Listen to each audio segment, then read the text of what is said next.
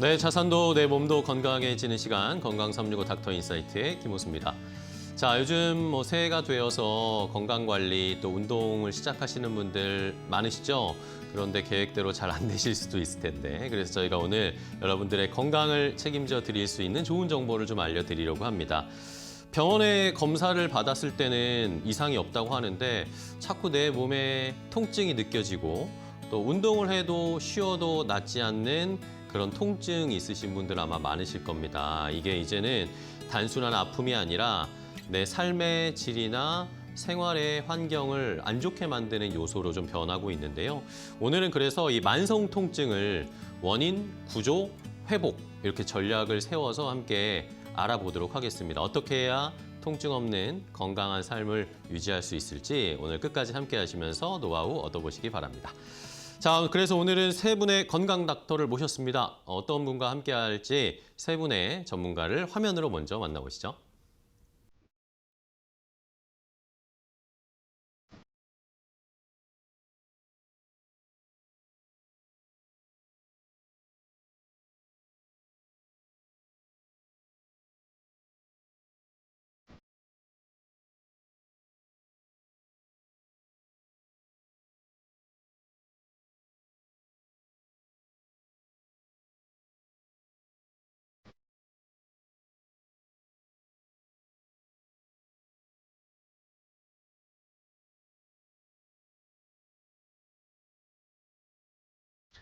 자, 오늘 함께 해주실 세 분의 전문가를 화면으로 만나봤는데요. 이제 직접 좀 인사 나누도록 하겠습니다.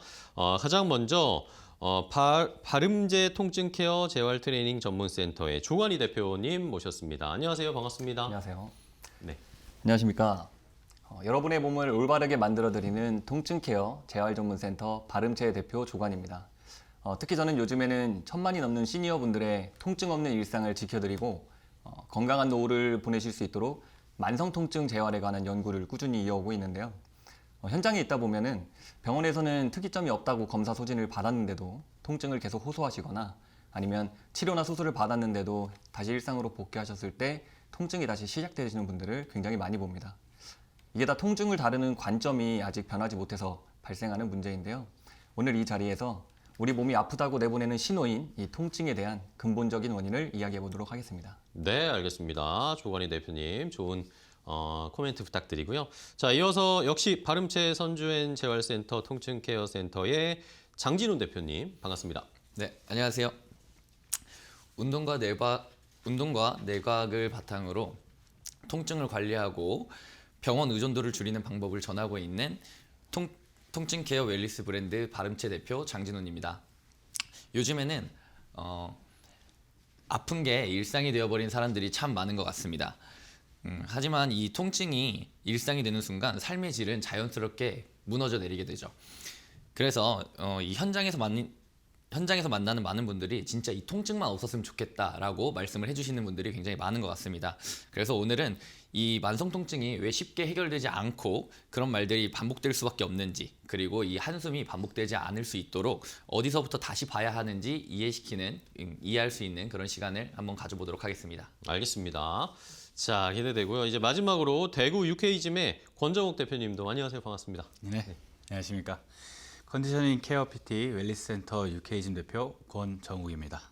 체육과 물리치료를 전공하고 제가 10년 넘게 현장에 있으면서 운동과 치료, 그 무엇부터 해야 할지 모르는 분들을 위하여 그간 제가 경험한 그 모든 내용들을 오늘 이 자리에서 시원하게 말씀드리도록 하겠습니다. 네, 알겠습니다. 자, 우리 건장한 세 분의 남성분과 함께 건강에 관련된 이야기를 오늘 해보도록 할 텐데요. 자, 어떤 이야기를 나눠볼지 시청자분들도 궁금하실 겁니다. 첫 번째 함께 나눠볼 이야기 주제를 화면으로 먼저 공개를 해드릴게요.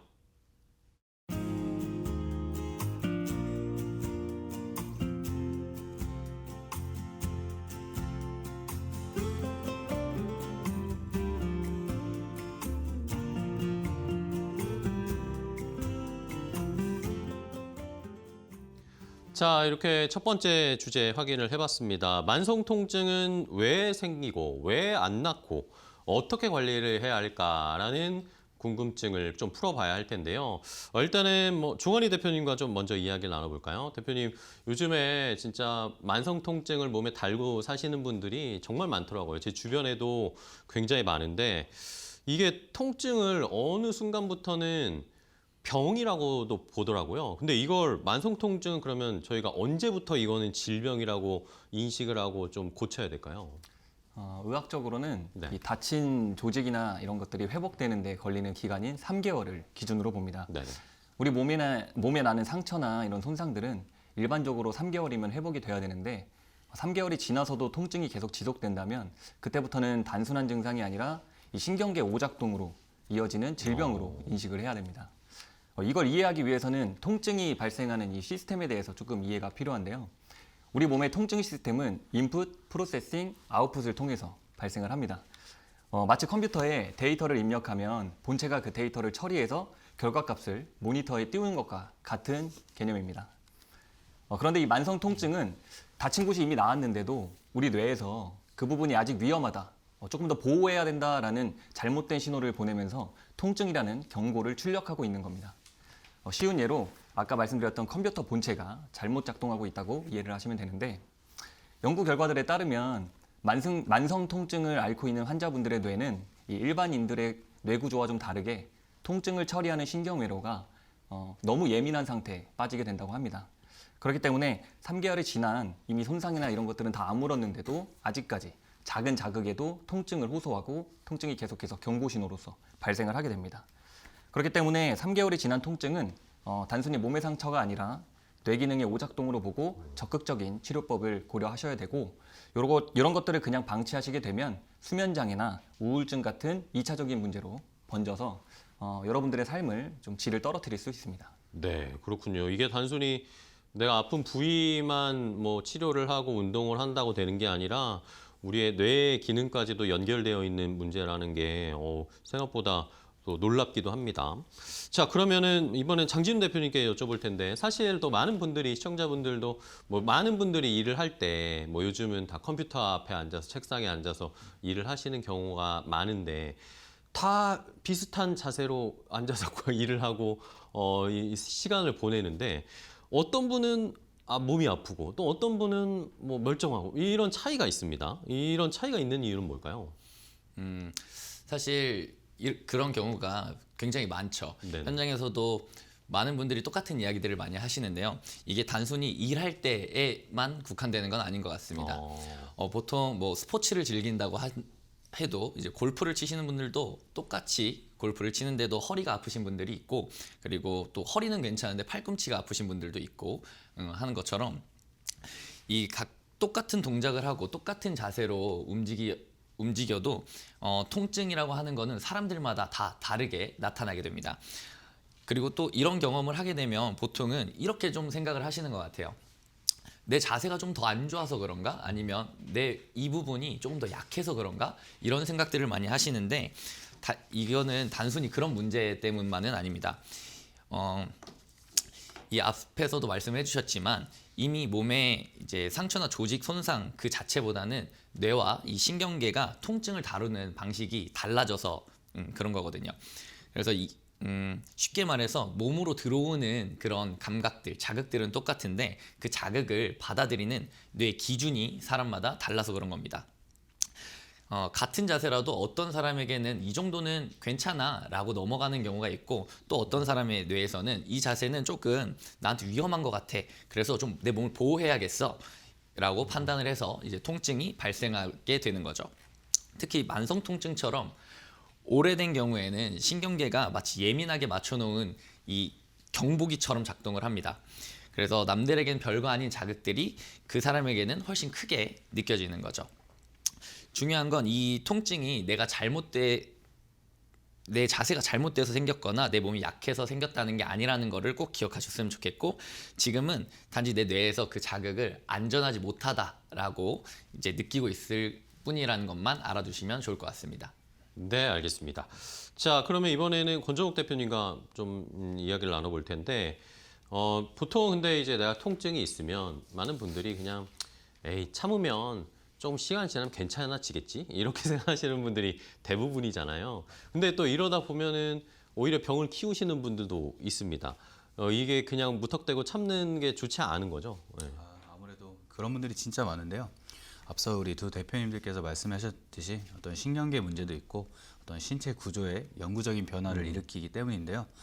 처음 통증을 참으면 뭔가 사라지는 듯 하지만 결국에 이제 만성 통증 증후군으로 변형돼서 통증의 어떤 예민화를 만들게 됩니다. 그로 인해 이제 우리 뇌에서는 구조적 변화를 일으키고 결국에는 우울감이나 인지 기능 저하를 동반하기도 합니다. 뿐만 아니라 이제 보상 기전에 의한 2차 손상도 무시할 수 없는데요. 오른쪽 무릎에 어떤 통증이 있는 환자분들이 그 통증을 참아가며 걷다 보면 오히려 반대쪽, 반대쪽 무릎과 허리에도 과부하가 걸려서 멀쩡하던 부위까지 망가지는 어떤 연쇄적인 근골격 질환을 초래하게 됩니다. 결국 참는다는 어떠한 이 생각들은 당장에는 좋아질 수 있다 생각하지만 결국 그 병을 더 키워서 온몸에 통증을 줄 수 있다고 말씀드릴 수 있겠습니다. 네. 그냥 무턱대고 참는다고 낫는 게 아니니까 뭐 병원을 가든 아니면 운동 치료를 통해서 좀 회복될 수 있는 근본적인 원인을 찾든 그런 조치를 취해야 할 것 같은데, 근데 이런 만성 통증이 있으신 분들이 뭐 일상생활을 하는데도 불편함을 느끼시지만 잠을 잘 때도 이 고통을 좀 느끼시고 오히려 수면의 질이 더 안 좋아진다, 뭐 이런 이야기들도 많이 하시더라고요. 우리 장지훈 대표님 이런 경우도 많죠. 네, 맞습니다. 네. 저도 현장에 있다 보니까 그 아파서 잠드는 데까지도 시간이 오래 걸리는데 그리고 또 잠을 자면서도 아파서 깨신다는 분들이 굉장히 많거든요. 근데 이제 이걸 이해를 하려면 네. 뇌에 있는 이 청소 시스템이라고 하는 거를 조금 이해하고 알아두시면 좋을 것 같습니다. 네. 우리 몸에는 깨끗한 물이 흐르는 약간 이런 상수도관과 그리고 쓰레기와 이 노폐물을 처리하는 하수도관이라고 하는 게 있는데, 여기서 상수도관은 혈관을 이야기하는 거고 하수도관은 림프관이라고 이해를 하시면 좋을 것 같습니다. 그런데 이 청소를 해주는 이 림프관이 우리 뇌에는 구조상 일반적인 림프관이 이렇게 들어가지 못하기 때문에 그 대신 작동하는 청소 시스템이 이제 글림프 시스템이라고 하는 게 있습니다. 네네네. 그래서 이 글림프 시스템은 우리가 깊은 잠을 잘 때에만 이제 활발하게 작동이 되다 보니까 깊은 잠을 자지 못한다고 하면 이제 하루 종일 뇌에 쌓여 있었던 피로 물질이나 염증 물질 그리고 통증을 키울 수 있는 노폐물들을 마치 물로 씻어내려 주듯이 이제 정리를 해야 되는데 그 작업을 못 하게 되는 거죠. 그래서 이 잠을 자는 시간인 잠을 잔다는 건 단순히 이제 쉰다라는 느낌보다는 뇌가 스스로를 청소하는 시간을 갖는다라고 표현할 수 있습니다. 그런데 이 문제는 이 통증 때문에 깊은 수면 단계로 들어가기가 어려워지다 보니까 잠을 자면서 이 청소가 제대로 이루어져야 되는데 그 작업이 제대로 안 되기 때문에 결국에는 그 악순환에 이렇게 빠지게 되는 겁니다. 그렇군요. 이게 만성 통증이 단순히 내가 깨어 있을 때뿐만 아니라 내 몸에 정화작용이나 자정작용을 하는 수면 시간도 이제 수면 시간에도 방해를 하니까 이게 또 더 피곤하고 더 건강이 안 좋아질 수 있다라는 건데, 그럼 조관희 대표님, 만약에 이런 만성 통증 환자가 좀 이걸 개선시키기 위해서 생각도 좀 달라져야 될 것 같아요. 그렇죠? 그러면서 좀 이런 생각은 좀 버려야 된다? 어떤 방향이 있을까요? 먼저 우선 버려야 되는 생각은 네. 본인의 몸이 아픈 것이 어떤 구조적인 손상 때문만이다라고 생각하는 이런 편견입니다. 많은 분들이 MRI나 엑스레이 촬영 결과에서 뭐 디스크가 좀 삐져나왔다거나 연골이 닳았다 이런 소견을 들으면 내 몸이 그 부분이 손상이 나서 상처가 나서 아픈 거다라고 약간 믿어버리시는데, 그렇죠. 사실은 그런 구조적인 결함이 곧 통증을 의미하는 것이 아닙니다. 실제로 연구 결과를 보면 전혀 통증이 없는 건강한 성인의 MRI에서도 아주 상당수의 많은 뭐 디스크 퇴행이나 관절 퇴행이나 디스크 이탈 같은 것들이 발견이 되는데요. 그런 것들은 곧 우리 몸의 그 구조적 손상이 바로 통증으로 이어지지 않는다는 것들의 반증입니다. 오히려 움직이면 더 아프고 움직이다 보면 아프고 그 부위가 더 나빠질 것이다라고 믿고 그 부위를 잘 안 쓰고 오히려 움직임을 제한하는 것이 그 부분에 대한 통증을 오히려 키우고 회복에 대해서 좀 더 어려워지게 만들기도 하는데요. 이런 것들을 조금 더 이해하기 위해서 한 가지만 더 말씀을 드려보자면, 이 통증은 사실 통증을 처리하는 시스템 안에는 스트레스 버켓, 위협 수위라는 개념이 있습니다. 이게 뭐냐면 우리 개인이 하루 동안 혹은 일생 동안 감당할 수 있는 안 좋은 위협들, 예를 들면 뭐 수면 부족이나 스트레스 혹은 과로 같은 것들이 이런 안 좋은 인풋들이 본인이 감당할 수 있는 총량을 이 바구니에 비유한 개념입니다. 네네. 그래서 구조적인 손상뿐만 아니라 아까 말씀드렸던 스트레스나 과로 같은 것들 혹은 내 몸이 지금 망가졌다라는 그런 불안감, 우울감까지 이 바구니의 물처럼 계속 차오르다가 결국은 이 수위가 넘치게 되면 이게 통증으로 발현이 되는 겁니다. 그렇기 때문에 만성 통증에는 손상이 갇혀서 너무 몸을 사용하지 않기보다는 안전한 범위 내에서 움직임을 좀 회복시키고 단계적인 부하를 적용해서 다시 움직여도 괜찮다라는 인식을 우리 뇌에게 심어주는 것이 중요합니다.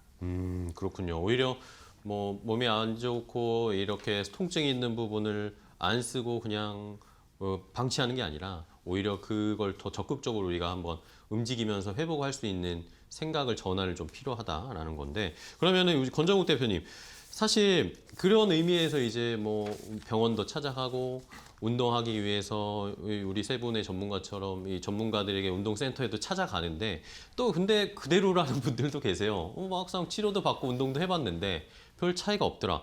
그런 분들은 왜 그럴까요? 그런 분들은 크게 두 가지 관점을 볼 수 네. 있는데요. 첫 번째는 이제 심리적인 요인입니다. 심리적 불안과 이런 우울이 동반했을 때는 어떤 우리 스트레스 호르몬, 코르티솔이라는 어떤 이 호르몬이 높아지고요. 통증 억제 물질인 우리 도파민이나 엔돌핀 분비를 방해하게 됩니다. 이미 이러한 불안감을 가지고 있는 사람들은 여러 군데를 가도 이런 사고해를 바꾸지 않는다면 치료의 진전이 조금 어렵다고 보고요. 두 번째는 환경적인 측면입니다. 체크해 볼 것이 수면 부족, 술, 담배, 잘못된 자세, 이러한 것들이 이제 치료 효과를 상쇄하는 요인들이고, 이런 것들이 제거되지 않으면 또 치료에 진전이 없을 수 있습니다. 특히 술, 담배는 혈관 수축으로 조직 회복에 저하를 일으키고 충분한 수면이 없다면 통증 민감도를 높이기 때문입니다. 네, 알겠습니다. 자, 이게 단순히 치료하고 운동하는 것도 중요하지만 저희가 생각하는 범위를 좀 더 넓혀야 되고, 지금 일반적으로 알고 있던 고정관념도 좀 바꿔야 된다라는 걸 세 분이 자세하게 설명을 해주셨습니다. 자, 첫 번째 주제 관련해서 함께 이야기 나눠봤고요. 자, 그럼 다음 두 번째 또 이슈 어떤 내용을 준비했는지 함께 확인해 보겠습니다.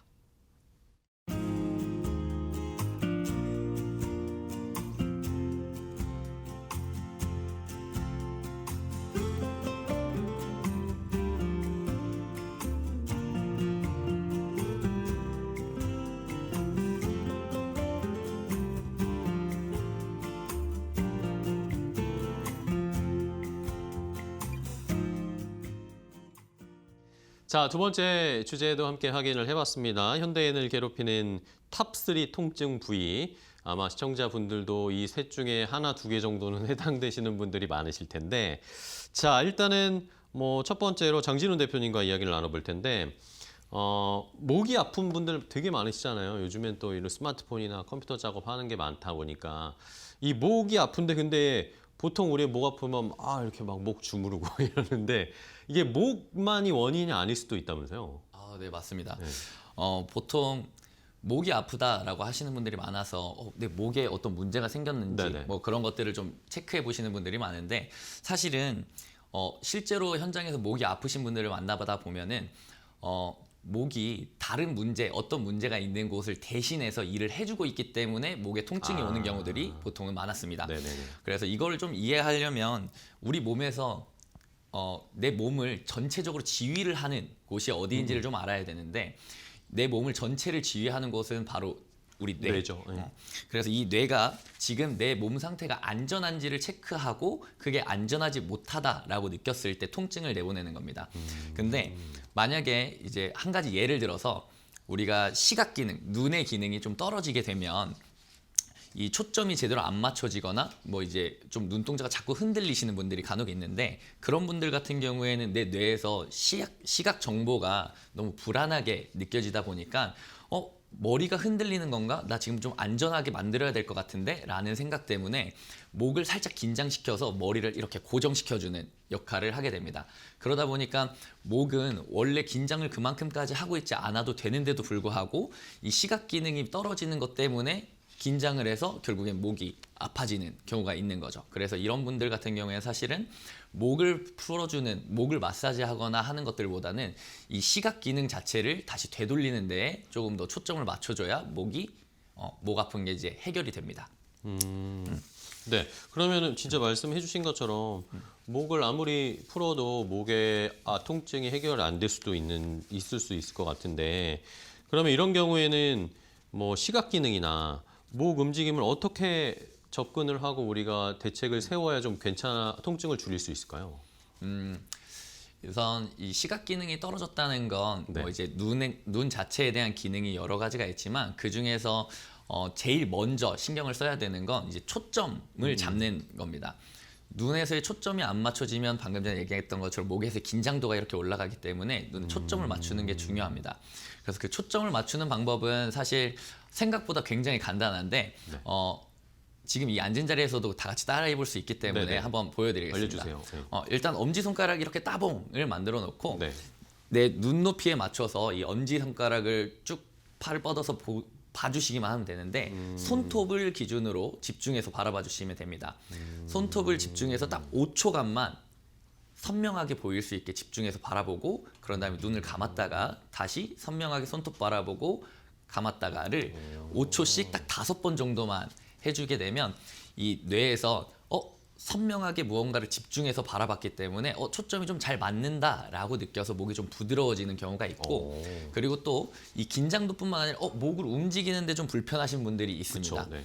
그런 분들도 마찬가지로 눈과 목은 세트로 연결되어 있기 때문에 내가 오른쪽으로 이렇게 바라보려고 하는데 목이 아프신 분들은 오른쪽으로 먼저 시선을 먼저 움직여주고 그 다음에 고개가 따라가지고 그리고 다시 시선 따라가고 고개가 움직이고 이렇게 내가 갈 수 있는 범위까지 움직이다 보면은 그쪽에 대한 위험하지 않다, 여기는 이제 안전한 것 같아 라고 느껴서 그쪽으로 가지는 목 움직임이 훨씬 부드러워질 수 있습니다. 그렇네요. 지금 저도 막 해봤는데, 진짜, 예, 더 부드럽게 움직이는 것 같은 느낌이 드네요.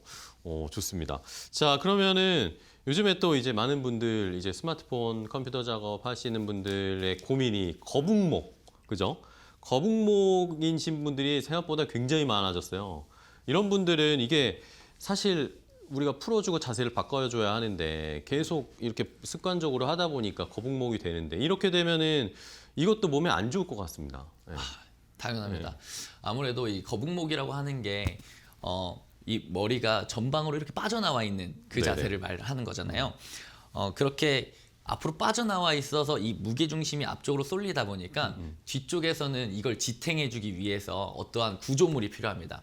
그래서 나타나는 게 이제 우리가 요즘에 많이 이야기 나오고 있는 버섯목이라고 하는 건데.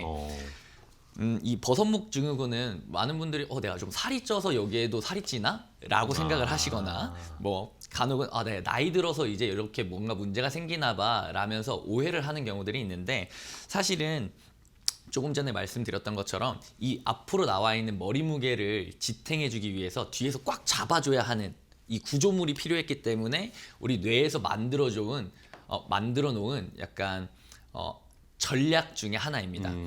그래서 이렇게 그 뒤쪽에 구조물을 만들고 그 부위가 움직이지 못하게 해야 내 머리 무게를 잘 지탱하고 잘 잡아줄 수 있다고 생각을 하는 거죠. 하지만 이렇게 그 부위가 고정돼서 움직이지 않게 되면 어떠한 문제가 생기냐면 그 위쪽과 그 아래쪽에서 이 굳어져 버린 이 움직이지 않는 데를 대신해서 더 과하게 움직임을 만들어내기 시작합니다. 그러면 그 결과 원래 본인이 해야 하는 일정 수준의 일이 있었는데 그것보다 더 과한 일을 하게 되다 보니까 또 그 위아래로 또다시 문제가 생기게 되는 거죠. 그리고 그렇게 움직이지 않다 보면 그쪽에 대한 감각이나 이런 그 움직임 패턴들이 완전히 바뀌게 되면서 목을 움직이는데 당연히 불편해지고 이 통증들도 계속해서 생기게 되는 겁니다. 그래서 이 거북목은 결국에 마사지를 하거나 뭐 자세를 교정하겠다고 교정 운동도 당연히 좋지만 일단 왜 머리가 앞으로 나갔는지에 대한 원인을 좀 계속 파악을 한 다음에 그 원인을 해결할 수 있는 방법들과 그리고 그쪽에 대한 감각들을 살려서 내가 지금 머리가 앞으로 나가져 있는 자세로 있구나라는 걸 일단 첫 번째로 인지하는 게 가장 중요할 것 같습니다. 네. 자, 그러면은 이제 많은 분들이 목이 아프다고 하면은 내가 이렇게 아까 저희가 했던 것처럼 뭐 마사지를 스스로 한다거나 아니면 진짜 마사지를 받으러 간다거나 이런 분들이 계시잖아요. 근데 이것도 오히려 위험할 수도 있다고 들었어요. 네, 맞습니다. 사실 마사지를 받게 되면 그 마사지를 받은 순간은 되게 부드러워지고 뭔가 시원하고 되게 좋은 것 같은데 이 마사지가 위험할 수도 있다라고 하는 게 굉장히 조금 오해가 생기기 쉬운 부분이라서 좀 자세하게 네네네. 말씀을 드리자면 우리 뇌에서는 아까 얘기했던 것처럼 눈이 만약에 좀 초점을 잘 못 맞춘다고 하면 목에서 긴장도를 높여서 몸 전체의 안정성, 머리가 움직이지 않게 안정성을 만들어주는 역할을 해주는 거였는데 목에 긴장을 만들라고 한 이 뇌가 목에 긴장을 만들어주세요라고 이렇게 명령을 내리고 있었는데도 불구하고 얘가 마사지를 통해서 이게 풀어져 버리게 되면 나 머리 불안해서 목 긴장도를 높여놓은 건데 이게 사라졌네? 라고 하면서 다시 더 강하게 긴장하게끔 만들어 버립니다. 그러면 이 긴장한 것들이 마사지를 통해서 풀렸다가 또 더 긴장하게 되고 풀렸다가 더 긴장하게 되면서 오히려 더 과하게 긴장도가 높아져서 더 과하게 굳어버리게 되는 거죠. 그래서 이 목이 지금 긴장되어 있는 거는 어떤 나쁜 반응이나 이런 것들이 아니라 사실 내 뇌에서 어딘가가 난 지금 불안해요 라고 하는 신호이기 때문에 그 신호를 제대로 찾아내서 그 원인을 찾아서 그 원인을 해결하지 않으면 마사지만으로는 오히려 계속 더 안 좋은 상황으로 악순환을 만들어낼 수 있기 때문에 마사지에 너무 의존하지 않는 게 더 좋다고 생각을 합니다. 자, 이렇게 목 통증에 대해서 저희가 함께 증상을 함께 진단을 해봤는데요. 이제는 아까 세 군데 부위를 말씀드렸으니까 두 번째로 허리와 관련된 이야기입니다. 허리 아프신 분들도 많은데 조관희 대표님과 이야기 나눠볼까요? 허리는 이게 사실 막 갑자기 아프시는 분들이 좀 많은 것 같아요. 이게 뭔가 징후가 있다기보다 어느 순간 뭐 허리를 숙였다가 갑자기 삐끗한다거나 이런 분들이 많은데 왜 그럴까요? 뭐 물론 물리적으로 디스크 돌출이나 이런 것들이 발생하는 경우도 있지만 사실은 환자분들이 말씀하시는 뭐 볼펜을 줍다가 갑자기 그럼 뭐 기침을 하다가 갑자기 허리가 나갔다 네네. 뭐 이런 갑자기는 사실 우리 몸에는 없습니다. 아, 실제로는 뇌과학적 관점에서 보면 이게 되게 오랫동안 축적된 문제거든요. 아까 말씀드렸던 것처럼 우리 뇌는 시각, 전정기관, 그리고 체성감각 등을 통해서 이 실시간으로 계속 정보를 받아들이고 이것들을 통합해서 우리 몸이 위험한지 안전한지를 판단하고 안전한 상태로 유지될 수 있도록 몸을 조절하는 역할을 합니다. 근데 아까 말씀드렸던 그런 위협 수위가 계속 차오를 정도로 안 좋은 습관이나 뭐 자세, 스트레스 등이 자꾸 쌓이다 보니까 결국 마지막 트리거가 된 포인트가 그 사소한 동작이 된 것뿐이고요. 조금 더 설명을 쉽게 드리자면 물컵의 표면 장력으로 물이 간신히 버티고 있었는데 마지막에 물 한 방울이 딱 떨어지면서 이 물이 왈칵 쏟아지는 것처럼 그 사소한 동작이 그냥 그 물 한 방울의 역할을 한 것뿐이지 실제로는 그 동작이 아니라 그 앞선에 어떤 인풋들을 쌓아왔는지를 한번 돌아보셔야 됩니다. 그렇군요. 그러면 또 허리 아프신 분들 중에 일단 막 다리가 저리거나 다리가 먼저 좀 불편하다 하시는 분들도 많더라고요. 왜 그런 건가요, 이건? 보통 허리가 아픈데 다리가 저리다 뭐 이런 것들은 실제로 디스크가 돌출이 돼서 신경을 압박하는 물리적 압박에 의한 것도 있지만 이런 신경 회로와 더불어서 브레인맵, 뇌 지도의 특성을 좀 알아야 합니다. 먼저 아까 말씀드렸던 것처럼 해부학적 측면에서는 이 척추에서 나온 신경이 다리까지 이어지기 때문에 실제로 디스크가 이 물리적으로 신경을 압박해서 다리 쪽에 감각 저하나 힘이 빠지거나 혹은 저림이 발생할 수가 있는데 사실 그런 것보다 더 중요한 건 저희 그 브레인 맵입니다. 이게 뭐냐면 저희 뇌는 이 신체의 각 부위를 지도처럼 인식을 하고 있는데 우리가 이제 아프면 걷는데도 아프고 하면 좀 걸음걸이가 줄어드시고 앉았다 일어났다 하는 동작이 힘드니까 보통 활동량 자체를 줄이시게 되면서 하체 사용량까지 줄어들게 됩니다. 그렇게 되면 뇌는 다리를 사용하는 법에 대해서 점점 기억을 소실되게 되고 다리를 정교하게 움직이지 못하게 되니까 이 허리를 움직이거나 다리를 움직이는 것에 대한 이 브레인 맵이 흐릿해지는 겁니다. 그렇게 되면서 오히려 통증이나 이런 위협 신호라고 내보내는 통증도 커지게 되고 기능 회복도 어려워지게 되는 겁니다. 그렇군요. 자, 그러면은 이 허리 통증이 막 엉덩이나 다리까지 번지거나 좀 악화되는 그런 케이스들도 있잖아요. 이럴 때는 그럼 어떻게 저희가 대응하고 받아들여야 되나요? 일단 요거는 구체적으로 조금 두 가지를 구분해서 한번 네네. 설명을 드려봐야 될 것 같은데 앞서 말씀드린 것처럼 신경계 증상을 동반하는 진짜로 디스크가 신경을 압박해서 발생하는 방사통이 있을 수 있고요. 네. 그런 것들이 아니라 연관통이라고 하는 것들이 또 있을 수 있습니다. 이 연관통은 이 신경이 직접 눌리지 않아도 허리 후관절 혹은 천장관절, 엉덩이 근육이나 고관절 주변의 이 조직들이 과하게 활성화되거나 과부하가 걸려서 이렇게 뭔가 오래 앉아 있거나 한쪽으로 체중을 싣거나 혹은 장시간 서 있는 등의 이 동작에서 다리가 뻐근하고 약간 묵직하게 통증이 발생하는 것이 특징입니다. 이런 것들은 실제로 신경이 눌리지 않아도 이 연관돼서 이 허리가 아픈 거에 연관돼서 발생하는 통증이기 때문에 실제로 저희가 알아야 될 것은 우리가 지금 겪고 있는 통증이 방사통이냐 연관통이냐가 아니라 그 통증이 발생한 게 혹시 이 물리적인 진짜 손상에 의한 것인지 일시적인 손상에 의한 것인지 3개월이 지나서 발생하는 이 만성 통증 우리의 신경계가 고장나서 발생하고 내보내고 있는 신호인지를 알아야 되는 겁니다. 알겠습니다. 자, 그러면은 이제 허리를 건강 관리를 잘 하기 위해서는 좋은 자세가 필요하다라는 말씀 많이 해주시는데 이 허리 안 좋게 하는 안 좋은 자세 이런 것도 막 이런 SNS 막 돌아다니고 그러잖아요. 허리 가장 안 좋게 망치는 자세는 뭔가요? 허리를 가장 빠르게 그리고 확실하게 망치는 자세는 이 의자에 엉덩이를 끝으로 걸터 앉고 약간 등받이에 눕듯이 앉아 있는 자세입니다. 이렇게. 네. 흔히들 많이 하시는 자세인데 사실 이 자세가 뭐 보기에는 편해 보이고 일상생활에서 무의식 중에 많이들 하시니까 그쵸, 네. 별로 경각심이 없으시겠지만 사실 이 디스크의 이 자연스러운 S 곡선을 망치기도 하고 서 있을 때에 비해서 디스크의 부하를 2배 이상 높입니다. 그렇기 때문에 사실 이 자세는 굉장히 안 좋은 자세인데 조금 더 설명을 해봐 드리자면 우리 뇌에는 PMRF라고 하는 자세 조절 센터가 있습니다. 네네. 이 자세 조절 센터는 이 척추의 저항에서 이 척추를 기립하게 만드는 이 주변 근육들을 이 스위치를 켰다 껐다 하는 역할을 하게 되는데 우리가 눕듯이 이렇게 앉아 있으면 이 PMRF에서는 더 이상 중력에 저항할 필요가 없구나 하고 이 속근육들의 스위치를 꺼버립니다. 그렇게 되니까 연골이나 관절만으로 이 체중을 버티게 돼서 손상이 빠르게 이어지기도 하고 그런 손상만으로 끝나는 게 아니라 결국은 이 자세 자체가 횡격막을 압박해서 호흡을 얕게 만들고 그걸로 인해서 코어 근육이 안 좋아지거나 수면장애 같은 이 후속해서 이어지는 악순환을 유발을 합니다. 그래서 지금도 이걸 보고 계시는 시청자분들도 지금이라도 허리를 좀 쭉 펴고 네, 올바른 자세로 앉으시길 권장드립니다. 그러니까요. 대표님이 말씀해 주시니까 아마 앉아 있다가 이렇게 똑바로 앉으신 분들 좀 있으실 것 같은데 그러면은 이번에 마지막으로 또 조관희 대표님께 질문 드리면은 허리가 아프면은 보통 이제 내가 갑자기 허리 아프니까 내가 디스크인가? 이렇게 생각하시는 분들이 많잖아요. 근데 이게 사실 디스크와 또 만성 통증은 좀 다른 거잖아요. 그렇죠? 어떻게 구분해야 될까요? 요거를 조금 명확하게 설명을 드리자면 인과관계로 구분을 좀 지을 수가 네네. 있습니다. 허리 디스크는 아까 계속 말씀드렸던 것처럼 실제로 디스크가 신경을 압박하는 하드웨어의 문제입니다.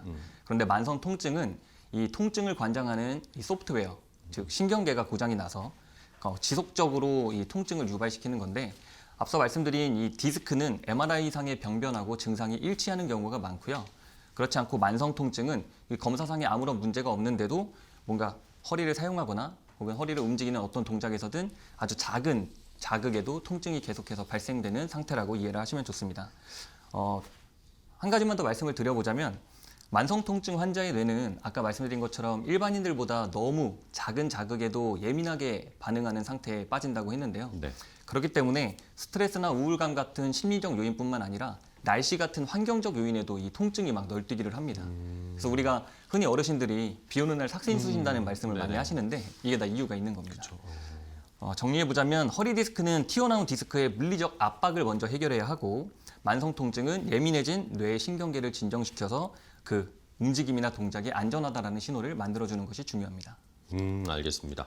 자, 허리까지 한번 체크를 해봤고요. 이제 또 좀 더 내려가서 무릎까지 이야기를 해보겠습니다. 자, 권정욱 대표님과 함께 무릎 위의 통증 이야기 해볼 텐데 무릎이 아프신 분들이 이걸 내가 무릎이 아프니까 어떻게 좀 조치를 취해야겠다. 덜 아프게 어떻게 할 수 있을까 하면서 여러 가지 선택을 하실 텐데 이런 것 중에 우리 대표님이 만나보신 이 많은 분들의 잘못된 선택이라고 하면 뭐가 있을까요?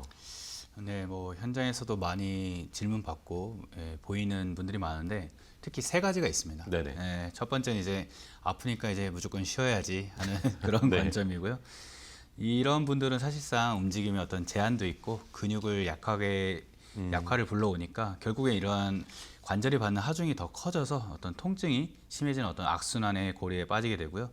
두 번째는 어떤 주사 한 방이면 이런 해결이 되겠지라는 생각이 있는데 결국에 이런 통증 주사는 스테로이드나 혹은 소염제를 사용해서 일시적인 어떤 해결을 기대하는 측면이긴 하지만 우리 몸에서는 통증이라는 거는 다시 말해서 신호라는 거거든요. 네네. 사실 이 신호를 꺼버리게 되면은 결국엔 또 어떤 손상을 가속화시킬 수 있기 때문에 사실 이 부분도 사실 좋지는 않고 마지막으로는 이제 약하니까 아프다고 해가지고 사람들이 이제 등산을 하거나 혹은 뭐 계단을 이용하거나 이런 운동들을 무리하게 하시는 분들이 많습니다. 사실 이렇게 무리하게 되면은 어떤 압력을 관절에 가해지고 있는 어떤 염증이 있거나 혹은 이미 약해진 상태에서 활동은 강화가 아닌 마모 수준에 가까워지기 때문에 사실 점진적 과부하 운동으로 관절에 무리가 가지 않는 운동부터 차근히 하시는 게 좋다고 생각합니다. 네.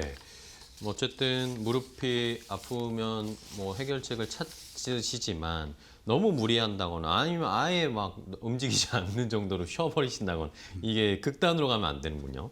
자, 그러면은 아까 이 마모 이야기를 해주셨는데 우리가 흔히 무릎에 이 연골이 막 이게 닳아버리면 안 된다. 그런 얘기들도 많이 하잖아요. 이게 진짜 맞는 말인가요? 아무래도 이제 연골에는 어떤 혈관과 신경이 없기 때문에 어떤 영양분을 공급하는 어떤 혈액이 잘 통하지 않습니다. 네네. 그래서 이제 자연적인 치유 능력이 현저히 떨어져서 다들 어떤 그 소모품이라는 인식이 가진 듯 합니다. 결국에는 이제 연골이 뭐 자동차 타이어로 비교하자면 네. 많이 쓰다 보면 다시 사실 이게 닳는 건 사실이긴 하지만은 네. 그 타이어가 뭐 얇아졌다고 해서 자동차가 바로 멈추진 않으니까 꾸준히 정비하고 엔진도 보강하고 그럼 이제 수십 년 이상 탈 수 있는데 뭐 엔진이 근육이라고 하면 정비는 뭐 치료나 운동을 뜻하기도 하겠네요. 그러면은 아까 뭐 무리해서 뭐 등산을 간다거나 계단을 오르내리는 걸로 뭐 좀 회복하려고 하시는 분들이 있다고 하셨는데 이게 오히려 안 좋다고 하셨잖아요. 네, 맞습니다. 무릎의 통증이 왜 계단에서 더 심해지거나 악화될 수 있을까요? 아무래도 이제 물리적인 어떤 하중 편중이나 어떤 생체 역학적 구조 때문인데요. 무릎에는 이제 우리 무릎뼈라는 어떤 슬개골이 존재합니다. 네네.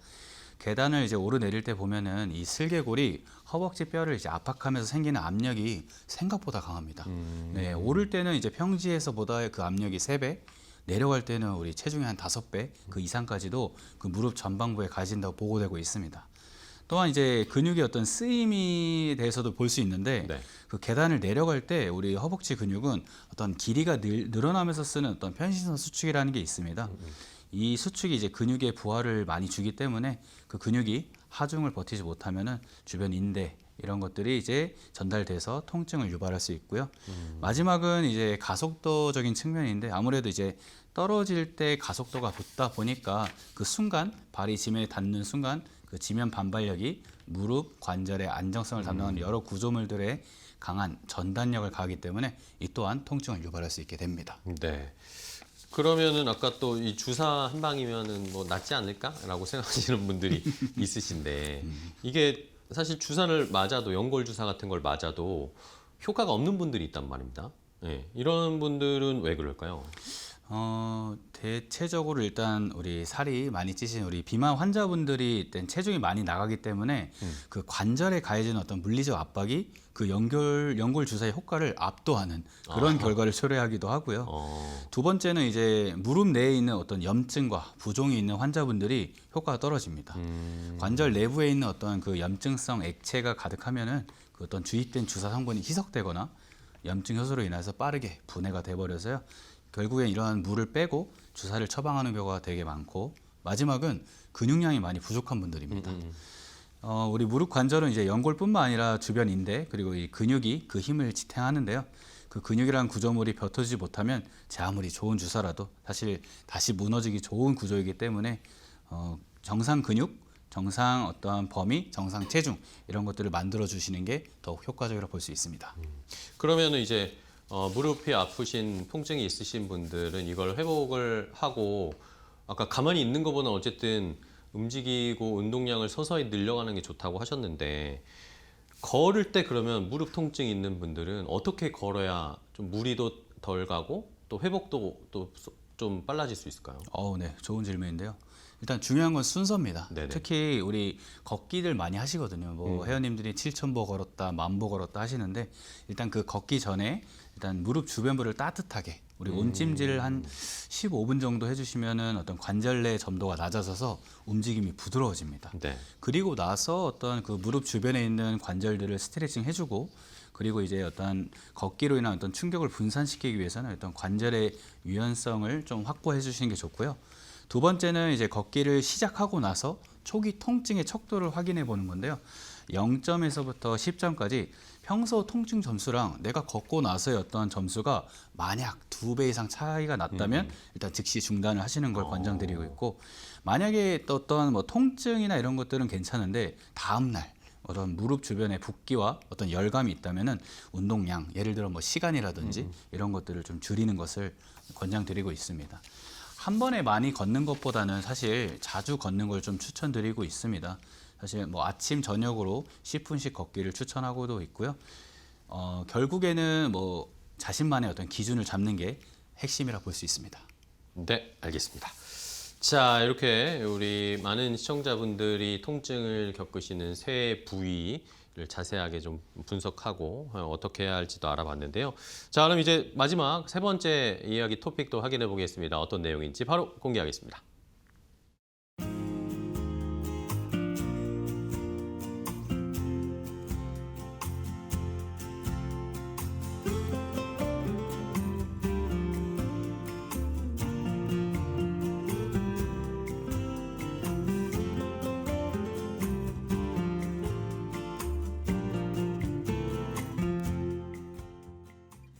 자, 마지막은 이제 회복입니다. 만성 통증 회복 어떻게 해야 할지 실전 해결 방법을 좀 알아봐야 할 텐데요. 뭐 장진훈 대표님부터 한번 여쭤보면 사실 뭐 이미 통증을 오랫동안 가지고 계신 분들도 많으시잖아요. 이런 분들 통증을 이제 회복하는 단계로 이제 턴어라운드를 해야 되는데 이 통증 회복의 골든 타임은 언제입니까?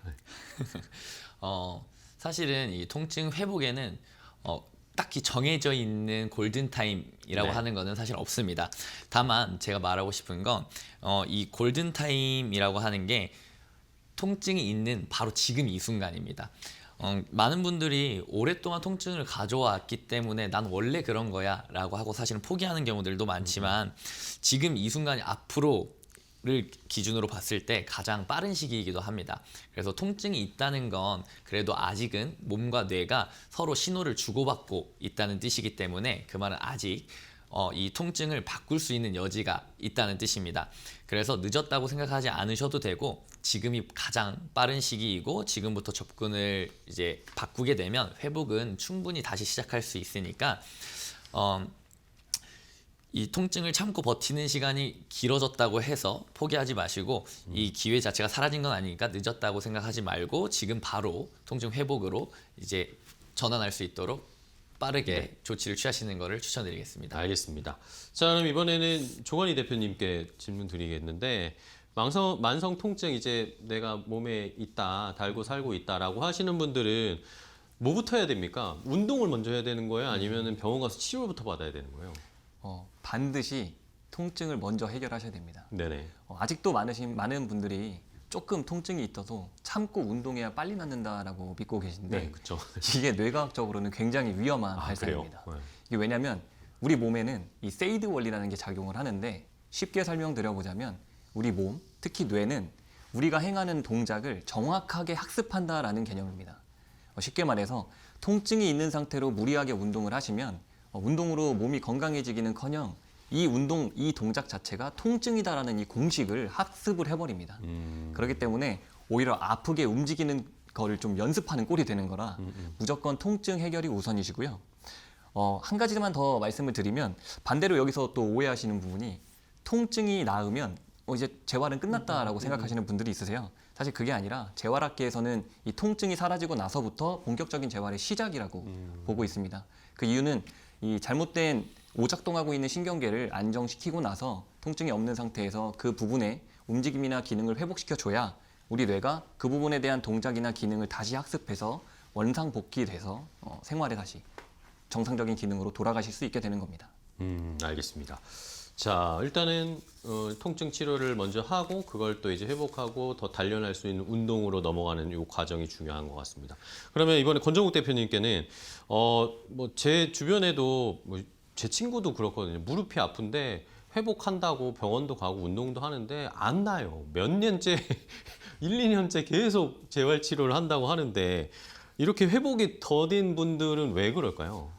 일단 뭐 5가지 어떤 공통된 어떤 습관들이 있습니다. 네네. 특히나 첫 번째는 불규칙하고 어떤 짧은 수면들, 두 번째는 가공식품 위주의 식습관, 세 번째는 어떤 수분 섭취 및 흡연, 그거에 있어서 부족하거나 혹은 흡연을 너무 많이 하거나, 네 번째는 전부 아니면 어떤 전무식의 활동량, 다섯 번째는 만성적인 스트레스와 낮은 심리적 회복 탄력성인데요. 결국에는 이제 잘 자고 깨끗하게 먹고 금연하면서 일정 강도로 조금씩 움직이는 항상성 유지 능력이 부족할 때 회복은 더딘다고 볼 수 있습니다. 알겠습니다. 자, 그러면 이제 또 시간이 뭐 건강 이야기 하다 보니까 금방금방 지나가서 마지막으로 우리 세 분께 다 이제 건강을 위해서 이 만성 통증 회복을 위해서 당부해 주실 마지막 정리, 핵심 포인트를 좀 짚어주시면 좋을 것 같아요. 만성 통증 회복을 위해서 어떻게 해야 될지, 뭐가 가장 중요하다고 생각하시는지 일단은 조관희 대표님부터. 네. 만성 통증 회복의 핵심은 아픈 부위가 아니라 우리 아프다고 인식하고 있는 뇌를 안심시켜주는 것입니다. 반복적으로 오늘 말씀을 드렸지만 통증은 뇌가 보내는 경고 신호이기 때문에 이 신호 자체에 갇히시기보다는 그 부위의 기능이나 움직임, 감각 등을 살려서 우리 뇌가 다시금 정상 작동할 수 있는데 목표를 두시는 것이 좋습니다. 여러분들이 통증에 갇혀서 너무 근육을 사용하는 것을 어려워하시거나 동작이나 움직임을 제한해서 아까 말씀드렸던 악순환에 빠지시지 않으신다면 다시 만성 통증에서 벗어나서 일상으로 복귀하실 수 있을 겁니다. 알겠습니다.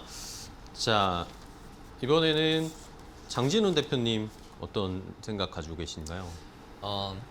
앞서 지금까지는 이제 통증이 왜 생겼는지 그 원인을 파악하는 것이 중요하다고 했지만 사실 만성 통증 회복의 핵심은 통증의 원인을 아는 것에 끝나지 않습니다. 몸이 실제로 달라졌다, 변했다라는 그 경험이 함께 만들어져야만 하는데요. 호흡도 조금 더 편해지고 이 정도 움직임은 괜찮겠는데 라는 감각이 생기고 긴장이 서서히 풀리는 이 경험이 반복될수록 뇌에서는 통증이라는 신호를 보내야 할 이유 자체를 잃게 됩니다. 그래서 만성 통증 회복은 어떤 특별한 치료, 이 어떠한 치료 하나로 해결되는 문제가 아니라 몸이 이제는 괜찮다라고 느낄 수 있는 상태를 다시 설계하는 과정에 가깝다고 볼 수 있습니다. 그래서 지금 만성 통증 때문에 힘들어하고 계시다면 늦었다고 생각하지 마시고 몸이 다시 괜찮아질 수 있는 그 환경을 만들어서 괜찮다라는 경험을 지금 이 순간부터 만들어 주시면 되겠습니다. 네, 알겠습니다. 자, 이번에는 권정욱 대표님은 시청자분들께 어떤 핵심 포인트를 짚어주실까요? 딱 4가지만 한번 정리해 드리겠습니다. 첫 번째는 뇌와 어떤 신경계의 어떤 민감도를 낮춰야 됩니다. 특히나 이제 뇌는 이제 통증을 감지하는 센서고 예민하기 때문에 어떤 명상, 호흡법, 점진적 이완 등과 같은 어떤 교감 신경을 안정시켜야 되고요. 두 번째는 점진적 과부하 운동이라 해서 낮은 강도부터 시작해서 통증이 급격히 심해지지 않는 범위 내에서 활동량을 조금씩 늘려야 합니다. 세 번째는 능동적 치료의 전환입니다. 결국 스스로 내 몸을 조절할 수 있다는 어떤 자기 효능감부터 회복하는 것이 관건이고요. 맞춤형 운동 요법과 인지행동 치료를 통해 통증을 스스로 관리하는 기술을 익혀야 장기적인 재발을 막을 수 있습니다. 마지막으로는 이제 바이오 리듬입니다. 수면 사이클을 맞추고 하루 2리터 정도의 수분을 섭취하고 가공식품을 줄인다면 염증 수치를 낮출 수 있습니다. 어떤 단기적 치료보다는 장기적인 관점에서 내 몸을 스스로 관리할 수 있는 능력을 키우는 것이 앞으로의 나의 시간을 더 건강히 보낼 수 있습니다. 네, 알겠습니다.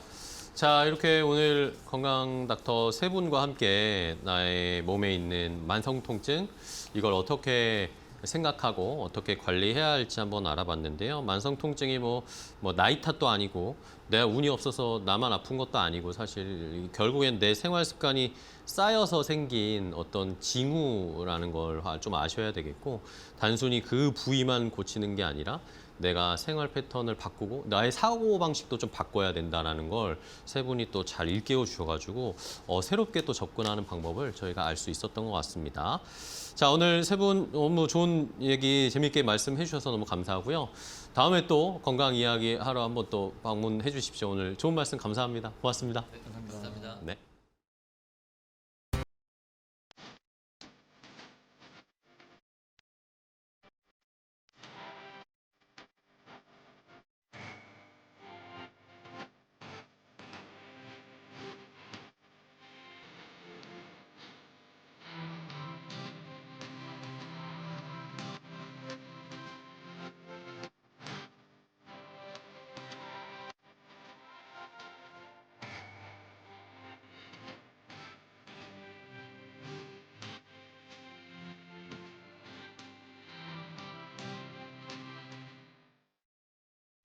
자, 건강 365 닥터 인사이트 오늘 저희가 준비한 정보는 여기까지 전해드리도록 하겠습니다. 저희는 내일 이 시간에 또 찾아뵙겠습니다. 시청해주신 여러분 고맙습니다.